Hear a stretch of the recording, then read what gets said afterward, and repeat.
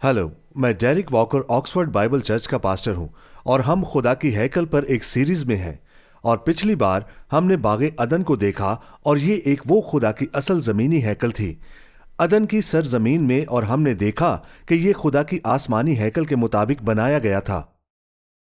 इसलिए ये खुदा की हैकल थी क्योंकि ये वो जगह थी जहां खुदा की हजूरी रहती थी और जहां इंसान खुदा से मिल सकता था और उसकी इबादत कर सकता था और उसकी खिदमत कर सकता था। और जाहिर है इंसान को बागे अदन से निकाल दिया गया। और बाइबल की कहानी दरअसल ये है कि खुदा बिला आखिर इंसान को कैसे बहाल करेगा ताकि वो हमेशा के लिए खुदा की आसमानी हैकल में रह सके, उसकी खिदमत करते हुए बतौर उसके अक्स। और इसीलिए हम बाइबल के आखिरी बाब में पढ़ते हैं, फिर उसने मुझे बलोर की तरह चमकता हुआ आबे हयात का एक दरिया दिखाया जो खुदा और बर्रा के तख्त से निकलकर उस शहर की सड़क के बीच में बहता था। और दरिया के वार पार जिंदगी का दरख्त था, उसमें 12 किस्म के फल आते थे और हर महीने में फलता था। और उस दरख्त के पत्तों से कौमों को शिफा होती थी। और फिर लानत ना होगी और खुदा और बर्रा का तख्त उस शहर में होगा और उसके बंदा उसकी इबादत करेंगे खुदा की हैकल में। और वो उसका मुंह देखेंगे और उसका नाम उनके माथों पर लिखा हुआ होगा और वो उसके साथ हमेशा रफाकत में रहेंगे। और फिर रात ना होगी और वो चिराग और सूरज की रोशनी के मोहताज ना होंगे क्योंकि खुदावंद खुदा उनको रोशन करेगा और वो अब्दुल आबाद बादशाही करेंगे। खुदा की आखिरी हतमी आसमानी हैकल में, लेकिन इसकी तस्वीर अदन में दी गई थी। हमने देखा कि अदन 3 सतहों पर मुश्तमिल था जो बुलंदी में कम होती जाती थी, तकदीस में कम होती जाती थी।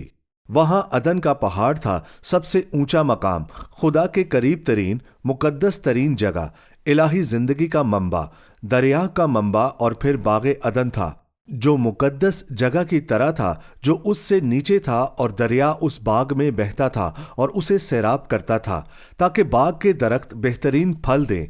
और फिर हमने देखा कि अदन के मशरिक जानिब बैरूनी सहन था और यूं पूरा अदन खुदा की इबादत गाह की तरह था।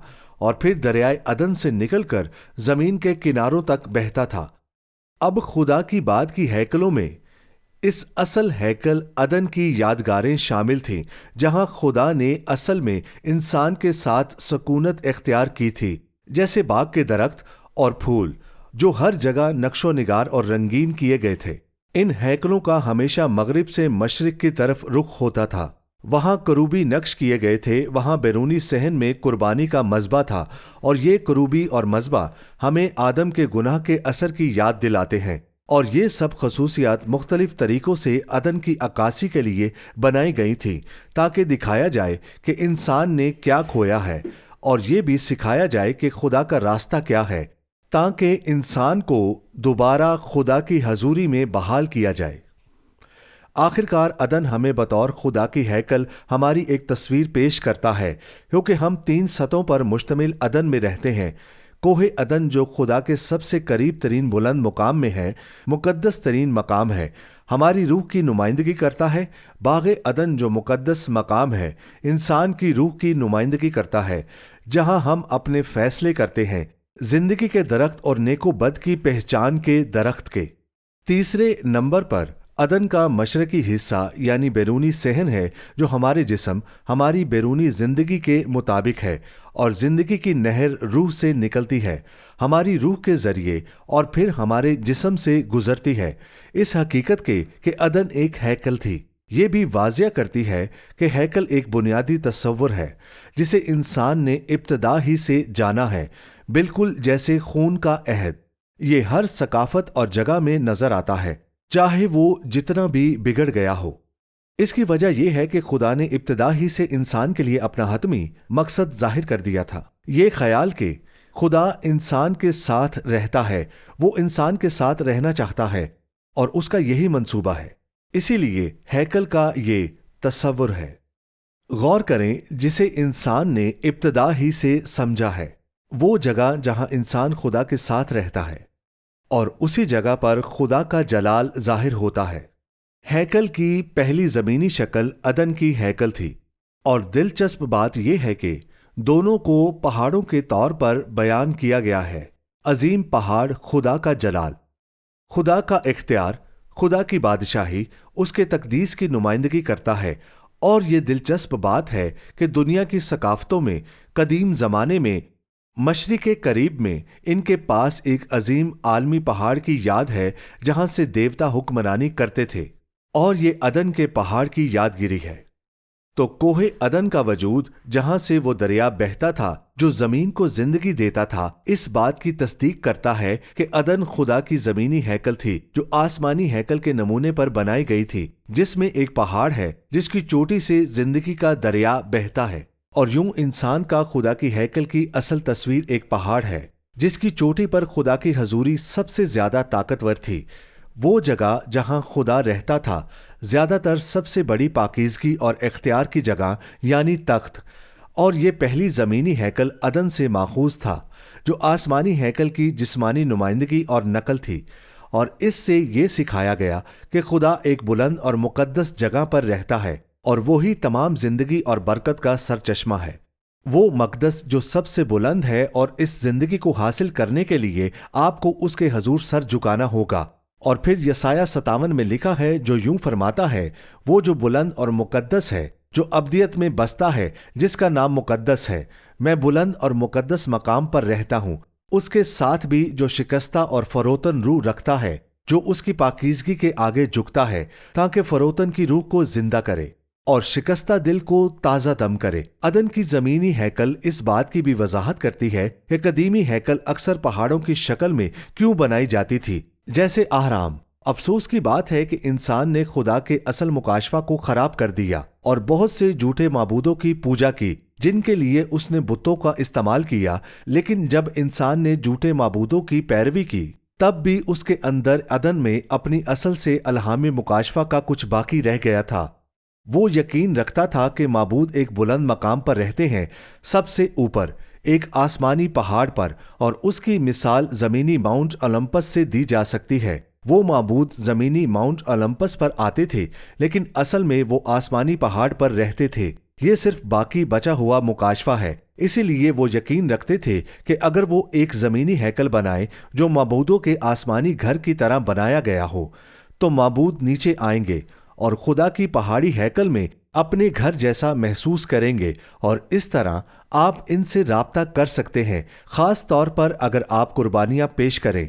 इस तरह माबूद अपनी हजूरी को चोटी पर जाहिर करते थे, खास तौर पर जब कुर्बानियां दी जाती। इस तरह जमीनी हैकल वो जगह बन जाती जहां माबूद इंसानों के दरमियान रह सकते और इंसान माबूदों की हजूरी में आ सकते हैं, उससे मुलाकात कर सकते हैं, उससे राब्ता कायम कर सकते हैं और अपनी दरखास्तें और नजराने पेश कर सकते हैं। इस तरह हैकल आसमानों तक पहुंचने का जरिया बन जाती। और यही वजह है कि दुनिया भर में इब्तदाई ज़मानों से हैकल और मुकद्दस मकामात जो किसी माबूद की इज्जत के लिए बनाए जाते थे, उसकी तरफ इशारा करते थे और उसकी हजूरी और उसकी बख्शिश को अपनी तरफ मुतवज्जो करने के लिए बनाए जाते थे। अहराम की चोटी सबसे मुकद्दस जगह थी। अब खुदा ने इंसानों को हुक्म दिया था कि वो जमीन पर फैल जाएं और इसे आबाद करें, लेकिन बगावत में इंसान ने खुद से अपनी शराइत पर खुदा से अलग होकर असल बागे अदन को दोबारा बनाने की कोशिश की। और फिर देखें, हम पैदाइश 11:4 में पढ़ते हैं, फिर वो कहने लगे कि आओ हम अपने वास्ते एक शहर और एक बुर्ज जिसकी चोटी आसमान तक पहुंचे बनाएं। देखें, वो आसमान से राब्ता करना चाहते हैं और यहां अपना नाम करें। ऐसा न हो कि हम तमाम रोए जमीन पर परागंदा हो जाएं। उस वक्त तक इबादत बिगड़ चुकी थी और दूसरे माबूदों की इबादत होने लगी थी, और ये एक बुरा अमल था। ये शैतान का मकसद था और इसका डिजाइन भी शैतान ने तरतीब दिया। देखें, बाबुल के बुर्ज से शुरू होकर उसका मकसद एक आलमी सल्तनत बनाना था जिसे बाबुल कहा जाता, जिस पर एक आदमी हुकूमत करता जो शैतान के जेर असर होता। इब्तिदा में वो नमरूद था, लेकिन आखिरकार वो मुखालफे मसीह होगा और वो शैतान के इख्तियार में होगा। याद रखें, शैतान ने ये मकाम यस्सु को पेश किया था। उसने कहा, तुम मेरे सामने झुक कर इबादत करो और मैं तुम्हें दुनिया की सब सल्तनतें दूंगा। اور خدا نے بابل میں انسانی غرور کے اس مظاہرے کا فیصلہ کیا کیونکہ یہ انسان ہے جو وہ کرنے کی کوشش کر رہا ہے، وہ صرف خدا ہی کر سکتا ہے، صرف خدا ہی ہمیں نجات دے سکتا ہے، اور صرف خدا ہی اپنی بادشاہی کو پھر سے زمین پر لا سکتا ہے۔ اسی لیے اس نے غرور کے اس مظاہرے کا فیصلہ کیا جو خدا کی نقل تھی، اس چیز کی نقل تھی جو خدا کرنے کا ارادہ رکھتا ہے، یعنی زمین پر اپنی آسمانی بادشاہی کو مسیح کے زیر قیادت قائم کرنا۔ اور اس طرح خدا نے لوگوں کو منتشر کر دیا، ان کی زبانیں الجھا کر انہیں زمین پر پھیلا دیا جیسے کہ اس کا ارادہ تھا۔ دیکھیں، خدا اپنی پہاڑی بادشاہی زمین پر قائم کرنے کا ارادہ رکھتا ہے جس کا سربراہ مسیح ہوگا۔ شیطان خدا کے ساتھ مقابلہ کر رہا ہے، وہ خدا کے منصوبے کی نقل کر رہا ہے، اپنا بابل کا برج، اپنی عالمی حکومت زمین پر قائم کرنے کی کوشش کر کے، جو انسانی غرور پر قائم ہے، جو کہ ایک جھوٹی تعلیم پر مبنی ہے، اور یہ خدا کے بغیر ناکام ہونے کے لیے مقدر ہے۔ تو اس وقت دو مقابل بادشاہتیں ہیں، اور برے کو صحیفوں میں بابل کہا گیا ہے۔ یہ آخری عدالت کے وقت اپنے عروج پر پہنچے گی جب مخالف مسیح کی بادشاہت بابل زمین پر چھا جائے گی اور زمین پر حکومت کرے گی، لیکن اسے مسیح تباہ کرے گا جب وہ اپنی عالمی بادشاہی زمین پر قائم کرنے کے لیے واپس آئے گا۔ اسی لیے آج کل بہت سی ہیکلیں پہاڑوں کی طرح بنائی جاتی ہیں، کیونکہ یہ اصل مکاشفہ باغ عدن سے آیا تھا، اور ظاہر ہے جھوٹے معبودوں کی تمام ہیکل خدا کی اصل ہیکل کی بگڑی ہوئی نقلیں ہیں۔ لیکن اس کا یہ مطلب نہیں کہ ان کے بنیادی تصور کی کوئی الہامی اصل نہ تھی، اور یہ نہ کہ بگاڑ کے باوجود ان میں اب بھی اصل کی کچھ خصوصیات باقی رہ سکتی ہیں، جیسے پہاڑ جیسی شکل۔ آپ دیکھتے ہیں خدا کی ہیکل کے نقشے کی ایک باقی مادہ سمجھ رکھی، اور اسی لیے انہوں نے اپنی ہیکل اسی کے مطابق بنائی، چاہے عبادت غلط معبودوں کی طرف مڑ گئی ہو۔ اور ظاہر ہے شیطان کو بھی آسمان کے ڈھانچے کا علم تھا، اور وہ اس کی نقل کرنے کی کوشش کر رہا ہے۔ اس کے پاس اپنی کوئی اصل سوچ نہیں ہے، اسی لیے وہ خدا کی نقل کرتا ہے۔ مثلاً اس نے اپنے نچلے درجے کے فرشتوں کے ساتھ اپنی روحانی بادشاہت بنائی۔ آپ دیکھتے ہیں جیسے ایک ارحام جس میں وہ سب سے اوپر ہے، اس کے نیچے اس کے گرے ہوئے فرشتے اور شیاطین سب سے نچلی سطح پر ہیں، اور اسی طرح وہ اپنی زمینی مثال بھی بنانے کی کوشش کر رہا ہے جس میں مخالف مسیح سب سے اوپر ہے، ایک عالمی حکومت پر۔ لیکن ہم شیطان کی نقل سے توجہ ہٹانا نہیں چاہتے، کیونکہ کچھ لحاظ سے ایک جعلی نوٹ اصل کی طرح دکھائی دیتا ہے۔ آپ ایک اصل 20 پاؤنڈ کے نوٹ کو رد نہیں کریں گے کیونکہ وہ جعلی لگتا ہے۔ آپ کو بس جعلی کو بھول جانا چاہیے اور یہ دیکھنا چاہیے کہ خدا کا اصل مکاشفہ عبادت گاہوں کے بارے میں کیا ہے۔ ہمیں جعلی سے توجہ ہٹانے کی ضرورت نہیں، بلکہ ہمیں خدا کے اصل نمونے اور مکاشفہ کو دیکھنا اور دوبارہ حاصل کرنا ہے، جو یہ ہے کہ اس کی بادشاہی ایک پہاڑ کی طرح منظم ہے، دراصل ایک مربع بنیاد والے اہرام کی طرح، جیسا کہ مکاشفہ 21 میں بیان کیا گیا ہے، صرف اس لیے کہ اسے شیطان نے بگاڑ دیا ہے۔ ہمیں اس اصل خیال کو رد نہیں کرنا چاہیے جو باغ عدن کے ذریعے تصدیق شدہ ہے، جو خدا نے ظاہر کیا ہے، کیونکہ اسے سمجھنا بہت اہم ہے۔ لہٰذا اہرام کے خلاف اپنے کسی بھی تعصب کو رد کریں، کیونکہ ہم جانتے ہیں کہ انہیں نیو ایج میں استعمال کیا جاتا ہے کیونکہ وہ نقل ہے۔ لیکن حقیقت یہ ہے کہ خدا کی اصل عبادت گاہ کا نقشہ ایک اہرام نما پہاڑ ہے جس کی چوٹی پر خدا کا تخت ہے۔ یہ دراصل اہم ہے۔ ہم اس سیریز میں یہ جانیں گے کہ خدا کی ابدی عبادت گاہ کے بارے میں صحیفوں کو سمجھنے کے لیے، جن کی تمام دوسری عبادت گاہیں نقل ہیں، اور میں انسان کی عبادت گاہ، مسیح میں فدیہ پانے والے انسان کی عبادت گاہ کی بات کر رہا ہوں۔ اب ایک شاندار تصدیق یہ ہے کہ عدن ایک اصل عبادت گاہ تھی، جو یہ ہے کہ خدا اب بھی 1000 سالہ دور میں اپنی عبادت گاہ قائم کرنے والا ہے۔ دیکھیں، یہ خدا اب بھی 1000 سالہ دور میں اپنی عبادت گاہ قائم کرنے والا ہے، اس پر غور کریں۔ اور زمین پر خدا کی آخری زمینی ہیکل ابدی حالت سے پہلے حقیقت میں مسیح کی 1000 سالہ بادشاہی کے دوران قائم کی جائے گی، اور ہمارے پاس بہت سی آیات ہیں جو بیان کرتی ہیں کہ یہ کیسے ہوگا۔ جیسا کہ کہا جاتا ہے کہ یہ آخری وقت سے پہلے کا وقت ہے اور یہ زمین پر سب سے جلالی ہیکل ہوگی۔ یہ خدا کی انسان کی بحالی کا آخری مرحلے سے پہلے کا وقت ہے، ابدی کمال کی حالت سے پہلے۔ اور اس آخری ہیکل کو دیکھ کر دراصل یہ اسرائیل کی چوتھی ہیکل ہے۔ پہلی ہیکل سلیمان کی ہیکل تھی، پھر بابل کی اسیری کے بعد دوسری ہیکل تھی جسے ہیرودیس نے خوبصورت بنایا، اور وہ دوسری ہیکل تھی۔ اس ہیکل کو ہیرودیس نے بہت ہی شاندار بنوایا تھا، جو یسوع مسیح کے زمانے میں تھی۔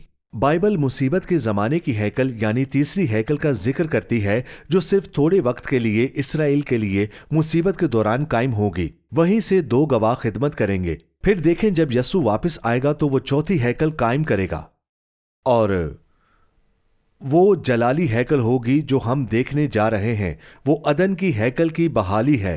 خدا زمین کو ویسے ہی بحال کرے گا جیسے کہ ابتدا میں تھی، اور وہ مقدس سرزمین یعنی عدن کی سرزمین جو حقیقت میں اسرائیل کی سرزمین ہے، اسے ہیکل سمیت بحال کرے گا، بالکل ویسے ہی جیسے عدن کے زمانے میں تھی۔ تو یہ اس بات کی تصدیق ہے کہ عدن خدا کی ہیکل تھی، کیونکہ ہم دیکھیں گے کہ جب خدا اپنی عظیم ہیکل کو 1000 سالہ دور میں بحال کرے گا تو وہ بالکل اصل باغ عدن کے نقشے پر قائم ہوگی، اور یہ بالکل اصل حالت میں ہوگی۔ اس کا عکس بالکل باغ عدن کی طرح بنایا جائے گا اور اسے صحیح ترتیب دیا جائے گا۔ ٹھیک ہے، تو خدا مسیح کی 1000 سالہ بادشاہی میں وہ سب کچھ حاصل کرے گا جو اس سے اصل میں عدن میں کرنے کا ارادہ کیا تھا۔ عدن کی مقدس سرزمین سے، جہاں ایک بلند پہاڑ اور اس سے بہتے ہوئے دریا تھے، خدا نے اپنے فرمانبردار لوگوں کے ذریعے اپنی بادشاہی کو پوری زمین پر پھیلانے کا منصوبہ بنایا تھا تاکہ وہ اس کے نائب حکمران بنے۔ جب وہ گناہ کی وجہ سے خراب ہو گیا تو خدا نے اپنے دوسرے آدم یسوع مسیح کے ذریعے اس مقصد کو حاصل کرنے کا منصوبہ بنایا تاکہ وہ پوری دنیا کو اپنی حکمرانی میں فردوس کی حالت میں لے آئے۔ جیسے آدم اور حوا کو خدا کے تحت اپنی حکمرانی پوری دنیا میں قائم کرنی تھی، اسی طرح دوسرا آدم اپنی دلہن یعنی کلیسیا کی مدد سے، جو ان 1000 سالوں میں اس کے ساتھ حکومت کرے گی، وہ اپنی بادشاہی پوری زمین پر قائم کرے گا، ایک جنت کی بادشاہی 1000 سالہ کے لیے۔ جب مسیح واپس آئے گا تو وہ زمین کو ویسے ہی بحال کرے گا۔ متی 19:28 میں یسوع نے ان سے کہا، میں تم سے سچ کہتا ہوں کہ جب ابن آدم اپنی پیدائش میں اپنے جلال کے تخت پر بیٹھے گا تو تم بھی جو میرے پیچھے ہو لیے ہو 12 تختوں پر بیٹھ کر اسرائیل کے 12 قبیلوں کا انصاف کرو گے۔ اسے ہر چیز کی بحالی کا وقت بھی کہا جاتا ہے جو مسیح کی دوسری آمد پر واقع ہوگا، اور اعمال 3:21 میں مرقوم ہے۔ توبہ کرو تاکہ خداوند یسوع مسیح کو بھیجے۔ ضرور ہے کہ وہ آسمان میں اس وقت تک رہے جب تک کہ وہ سب چیزیں بحال نہ کی جائیں جن کا ذکر خدا نے اپنے پاک نبیوں کی زبانی کیا ہے، جو دنیا کے شروع سے ہوتے ہوئے آئے ہیں۔ اب خدا کے تمام نبیوں نے اس جلالی آنے والے سنہری دور، اس بادشاہی کے دور کی پیش گوئی کی تھی جب مسیح حقیقتاً واپس آئے گا، اپنی بادشاہی زمین پر قائم کرے گا، اور یہ ایک جلالی وقت ہوگا اور خدا زمین کو بحال کرے گا۔ یہ ہر چیز کی بحالی کا وقت ہوگا۔ زمین کو ویسا ہی بنا دیا جائے گا جیسا کہ ابتدا میں تھی، گناہ کے واقع ہونے سے پہلے۔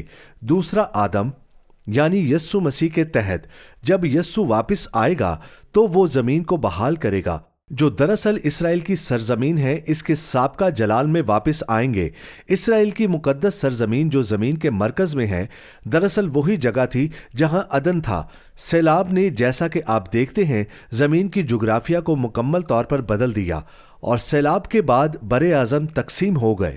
ہماری اصل عدن کی تفصیل، جس میں اس کا کوہ عدن شامل ہے، کی مضبوط تصدیق یہ ہے کہ 1000 سالہ دور میں نبوتیں بتاتی ہیں کہ خدا زمین کو بحال کرے گا اور حقیقت میں اسرائیل کی زمین کو دوبارہ شکل دے گا۔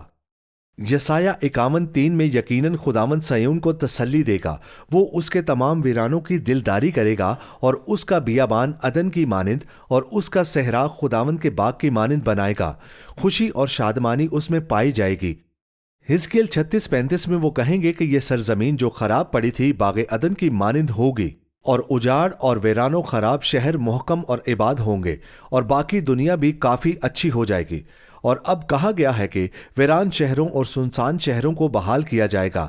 تب وہ قومیں جو تمہارے آس پاس باقی ہیں جانے گی کہ میں خداوند نے اجاڑ مکانوں کو تعمیر کیا ہے اور ویرانے کو باغ بنایا ہے۔ میں خداوند نے فرمایا اور میں ہی کروں گا۔ خاص طور پر خدا ایک بلند پہاڑ پیدا کرے گا جسے کوہ سیون کہا جائے گا، جو زمین کا سب سے اونچا پہاڑ ہوگا، اور یہ تمام قوموں کے لیے کشش کا باعث ہوگا، اور اس کی چوٹی پر خدا کی ہیکل ہوگی، ایک جلالی ہیکل، اور اس کے مقدس ترین حصے میں تخت گاہ ہوگی جہاں سے مسیح زمین پر داؤد کے تخت پر حکومت کرے گا۔ اور حزقیل 47 میں ایک دریا کا ذکر ہے جو اس ہیکل کے مقدس ترین حصے سے بہتا ہے، جو پھر یروشلم کے شہر کے باغ میں بہتا ہے، اور پھر یہ دو دریاؤں میں تقسیم ہو جاتا ہے جو مشرق اور مغرب کی طرف بہتے ہیں اور زمین کو سیراب کرتے ہیں۔ اور ہم یہ میکا 4 میں دیکھتے ہیں، یہ یسایہ 2 میں بھی ہے، یہ مشہور آیات ہیں، یہ واقعی ہوگا، یہ ہوگا اور پورا ہوگا۔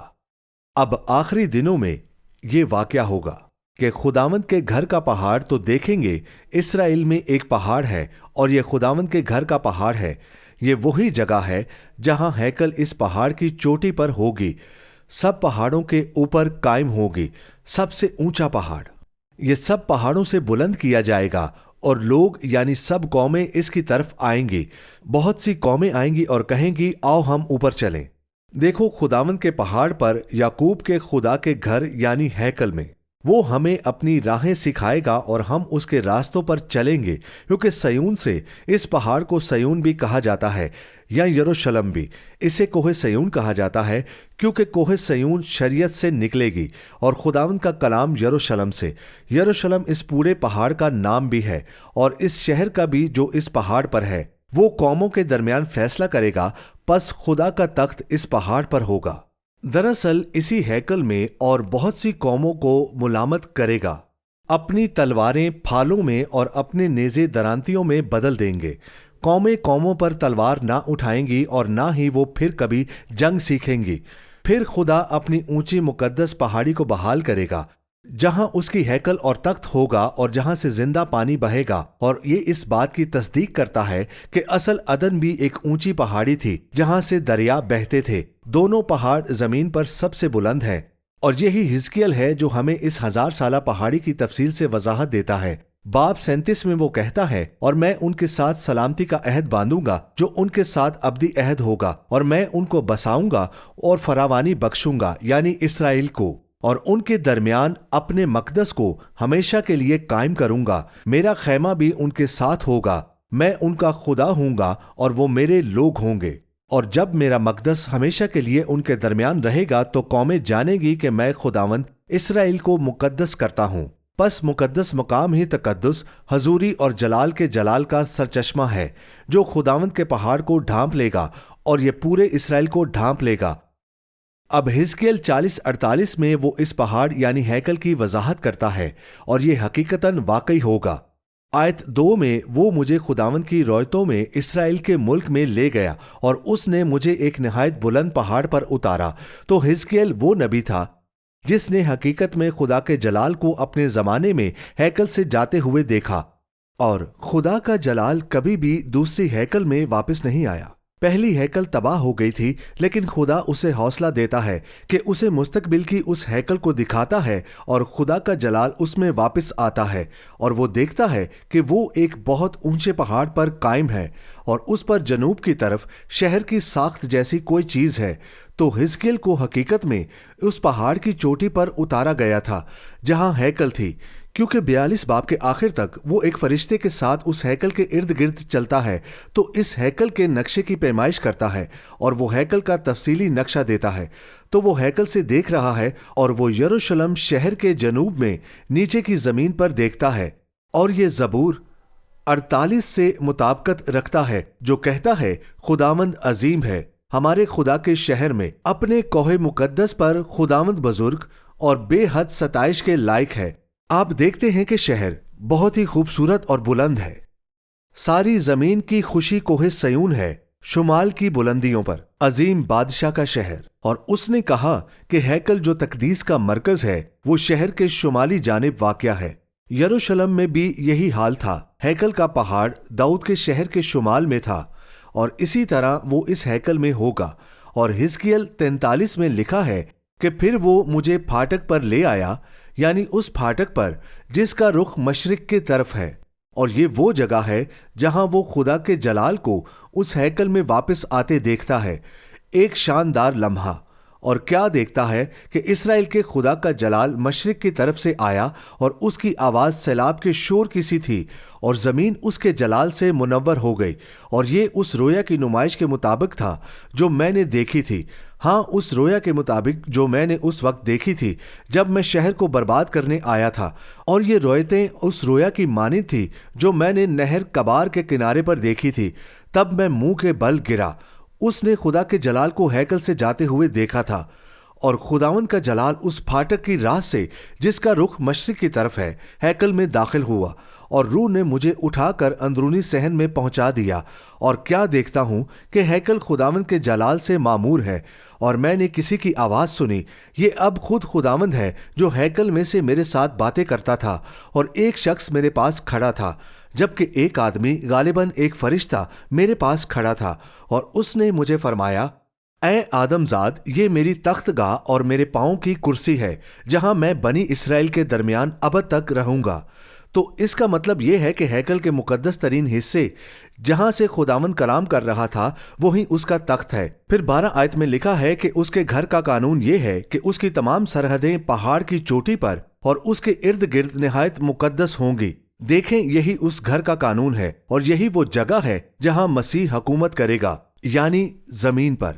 और हिजकिय्याल 47 में, जैसा कि हम अगली बार देखेंगे, कि एक दरिया है जो मुकद्दस तरीन मकाम से निकलता है और जनूब की तरफ यरूशलेम शहर में बहता है।